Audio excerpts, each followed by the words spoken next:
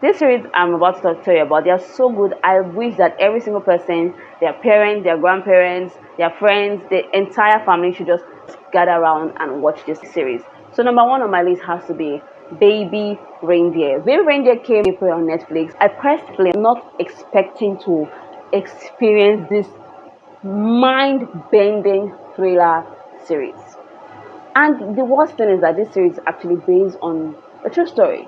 So God is the main character here, and he's playing Donnie. Donnie is this quiet bartender, just living his life. He's actually a struggling comedian, and he's bartending on the side. Honestly, the comedy is bad. Opens with this man, Donnie, that the bartender, he went to the police station to report that he had a stalker for 6 months now.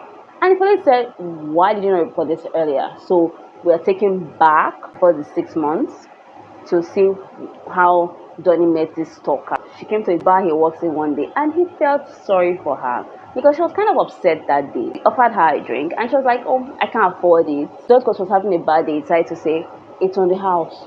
And that's how this woman grew attached to Donnie. It turns out that Martha is a stalker. Martha is actually sick. This series is just 7 episodes long, and the episodes are very short, so you don't have anything to worry about. You're just going like this. I just wanted Donnie to win so bad because I felt so sorry for him, because this is just more than him being stalked. He also had his own struggles that he was facing in his personal life, and Martha came to add to it. I want you to tread carefully, and when I mean tread carefully, you have to take my advice seriously, because episode 4 of this series, it was so hard for me to watch. I was saying to my sister the other day that the trigger warnings in this series, it's not even enough. Like, they have to say, you have to be careful before you watch this series, because it's just so triggering and it's so somber, and it has this dark comedy to it. So it's just a lot of things to unpack. So tread carefully. Number 2 on my list of 3 favorite thriller series I've seen this year has to be Mr. and Mrs. Smith. It's currently streaming on Prime Video, and I'm wondering why a lot of people did not watch this series or are not talking about this series.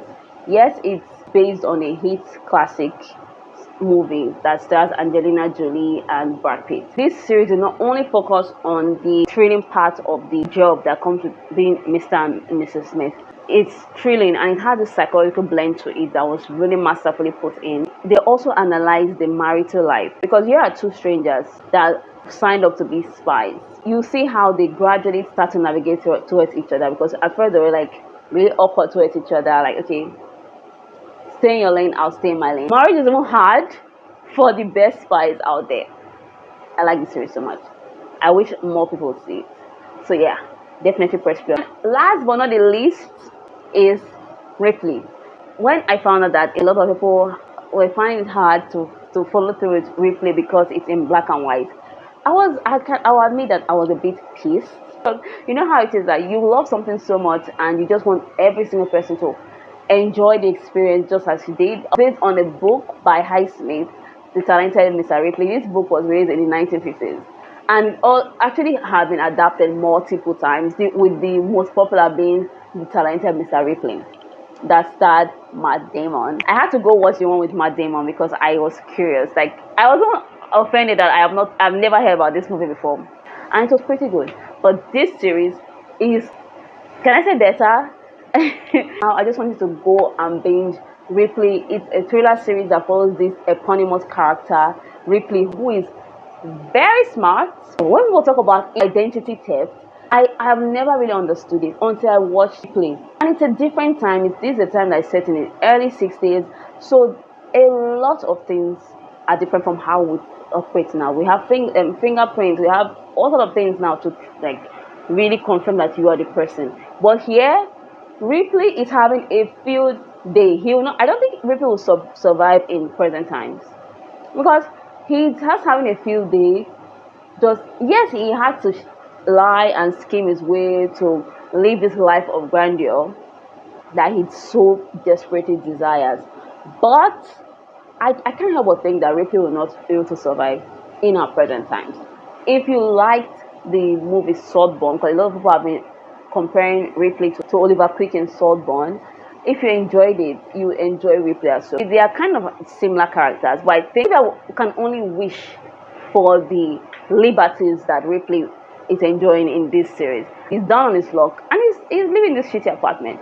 So this private detective came up to him one day at a bar and told him that they have a rich family have been looking for him. And he's wondering, okay, so this rich family believes that Ripley and their son went to school together. So, and this their son they left America to live a life that we all dream of. Just touring Europe, just living his life, trying different careers. Ripley had to go and convince him that your parents want you back in America. So when Ripley got there, he actually admitted that yes, your father sent me here, but at the same time, Ripley decided to just weave this web of lies. She went out of control. We don't have a murder in our hands here, so yeah. So these are three movies that I've seen recently that I would 100% recommend to you. Let me know in the comments the thriller series or even movies that you want me to see, and if you like any of the series on my list, or if you do not like it, let me know in the comments as well. Until next time, do take good care of yourself. Goodbye.